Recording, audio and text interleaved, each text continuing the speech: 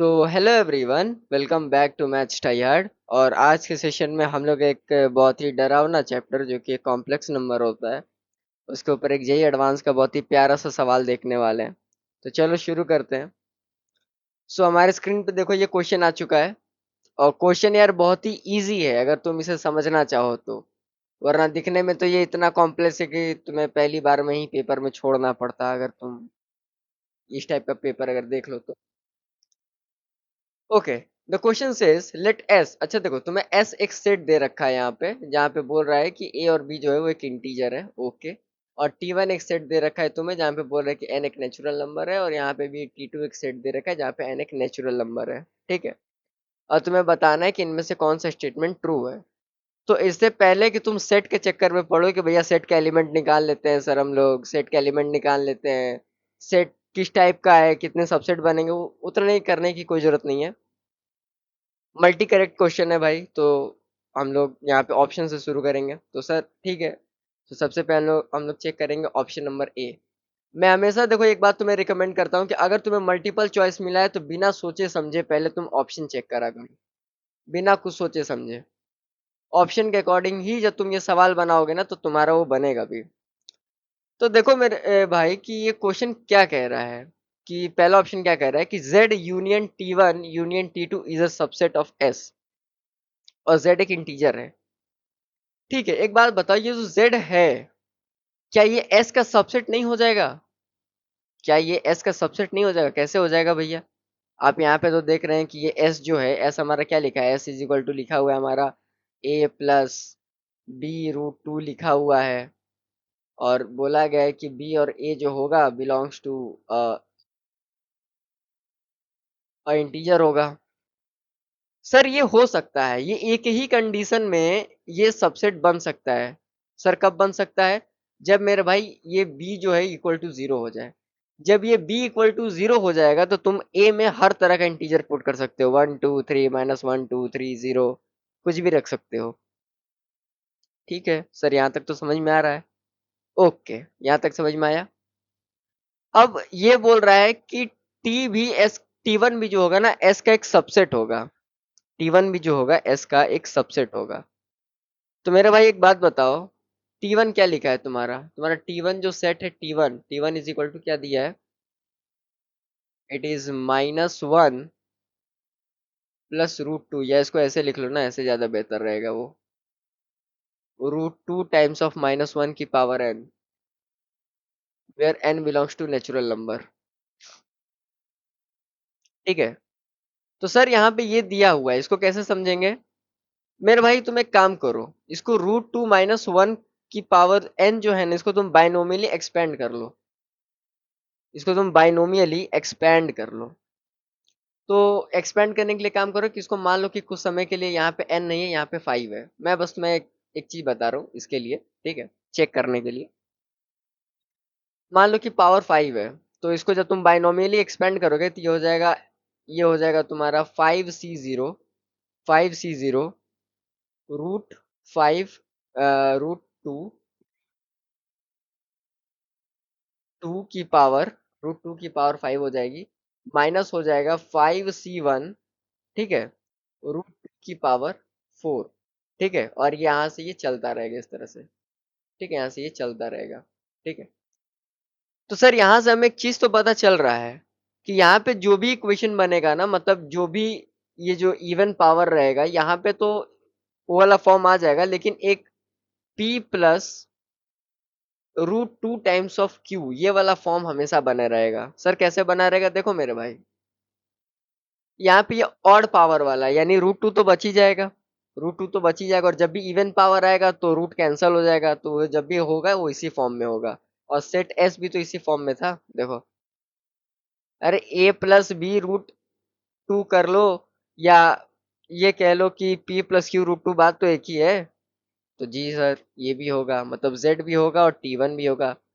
तो अगर बताओ टी वन जिस हिसाब से एस का सबसेट होगा, तो उसी हिसाब से टी टू भी हो जाएगा, उसी तरह से एक्सपेंड कर लो।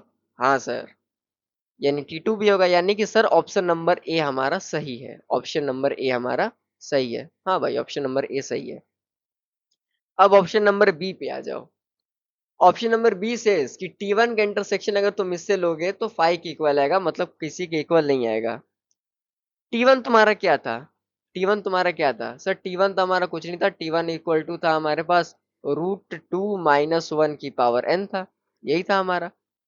ठीक है। मेरे भाई एक बात बताओ, एक बात बताओ, √2 - 1, √2 की वैल्यू होती है 1.414। ठीक है। यानी ये वैल्यू जो भी होगी तुम्हारी 0.4 की power n approximately, this value is approximately, इसकी पावर n होगी। हाँ भाई, मैं मुझे पता है ये इसके आगे भी होता है, मैं अप्रोक्सीमेट की बात कर रहा हूँ। जी सर, वहां तक तो होगी। क्या यहाँ से तुम एक चीज एनालाइज कर पा रहे हो कि सर जैसे जैसे n तुम्हारा बढ़ेगा, ठीक है सर, वैसे वैसे 0.4 की पावर n जो है वो घटेगा? एकदम सर, एकदम घटेगा। यानी इसका मतलब है कि जब n एक समय को इन्फिनिटी को टेंड कर जाएगा तो 0.4 की पावर n जो होगा वो जीरो को टेंड कर जाएगा अप्रोक्सीमेटली। एकदम सर, एकदम हो जाएगा। तो तुम बताओ, जब वो जीरो को टेंड कर ही जाएगा तो इसके बीच में सॉल्यूशन कैसे नहीं मिलेगा? यानी ये स्टेटमेंट गलत है। ये क्या बोल रहा है, जब तुम इसका इंटरसेक्शन लोगे तो एम्प्टी सेट मिलेगा। एम्प्टी सेट क्यों मिलेगा भाई? यहाँ पे जब ये 0.4 की पावर n को जब तुम बढ़ाते जाओगे तो वो जीरो को टेंड करेगा ना, तो कोई ना कोई वैल्यू तो जरूर मिल जाएगी इसमें, और कोई ना कोई क्या, बहुत सारी मिल जाएगी। अब आ जाओ ऑप्शन नंबर सी पे आ जाओ। सो T2 का इंटरसेक्शन इसके साथ लिया गया है, तो T2 भी तो तुम्हारा उसका जस्ट उल्टा है। T2 तुम्हारा क्या है? T2 इज इक्वल टू है भैया √2 + 1 है, इसकी पावर n दी हुई है। एक काम करो मेरे भाई, जब ये दिया हुआ है तो इसका मतलब है कि ये 2.4 की पावर n समथिंग दिया हुआ है। अरे भाई उसी तरह से, उसी लॉजिक से, क्योंकि इसकी वैल्यू 1.414 है, उसी लॉजिक से। हाँ सर, ये बात तो सही है। यानी कि अगर ये बात सही है तो फिर मैं ये भी कह सकता हूँ कि n जब भी इन्फिनिटी को टेंड करेगा तो 2.4 की पावर n भी इन्फिनिटी को टेंड कर जाएगा। जब 2 की पावर n इन्फिनिटी को टेंड कर जाएगा तो इसके बीच में कोई सॉल्यूशन ही नहीं मिलेगा यार। तो ये ऑप्शन सही है तुम्हारा, ये ऑप्शन सही है। अब उसके बाद आ जाओ, उसके बाद ऑप्शन डी पे आ जाओ। फॉर एनी, हाँ अब इसको मैं यहीं पे तुम्हें बता दे रहा हूँ, ये बहुत ही इजी है, मतलब इसमें बहुत ज्यादा दिमाग लगाने की कोई जरूरत नहीं है। For any given A B, अच्छा ए और बी दो का इंटीजर है, कॉस पाई, अच्छा मैं यहाँ पे तुम्हें लिख दे रहा हूँ, ये बहुत बड़ा सा इक्वेशन है यार, क्या लिखा है यहाँ पे यार? यहाँ लिखा है कॉस पाई, और यहाँ पे लिखा है a + b√2, a + b√2, a + b√2। ठीक है। और यहाँ पे लिखा गया है plus iota sine a + b, plus iota sine of pi भी है ना, आई गेस पाई भी है। ओ हाँ, इसी तरह से पाई a + b। ठीक है, ये तुम्हें दे रखा है। और यहाँ पे देखो एक बात तुम्हें बोल रखा है कि ये तभी होगा जब b जीरो होगा, जब b इक्वल टू जीरो होगा, ये तभी इक्वलिटी होल्ड करेगा जब यहाँ पे b इक्वल टू जीरो होगा। अब तुम एक बात बताओ मेरे भाई, तुम एक बात बताओ कि अगर इसको, मतलब a और b को, अगर ये क्वेश्चन दी हुई है तो सबसे पहले इसको अगर जीरो होना है, अगर इस वाले पोर्शन को अगर जीरो होना है, इसमें आयोटा को हम लोग इंक्लूड नहीं करेंगे।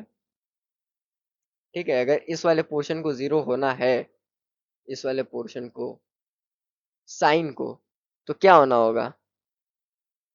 क्या होना होगा सर? इसको अगर जीरो होना है, अगर आप ये बात कह रहे हैं, तो इसका मतलब आप यही कह रहे हैं कि a + b जो होगा, a + b√2, ओ हाँ, a + b√2, यहाँ ये a + b√2 जो होगा, वो उसको सर आपको जो है इंटीजर होना होगा।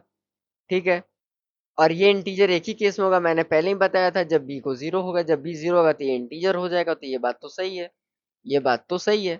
ठीक है, ये बात तो सही है, तो ये आंसर भी सही होगा। ये क्या बोल रहा है?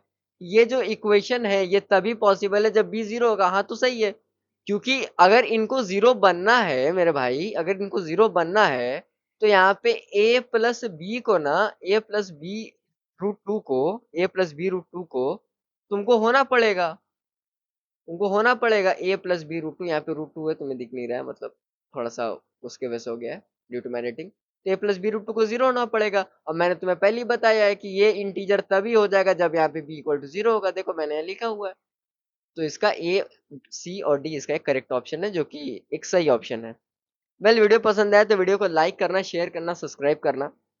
हमारे टेलीग्राम हैंडल से नहीं जुड़े हो तो जुड़ जाना। यहाँ से जुड़ने का सबसे बड़ा फायदा ये रहेगा कि तुम कंसिस्टेंटली मुझसे क्वेश्चन पूछ सकते हो, ठीक है।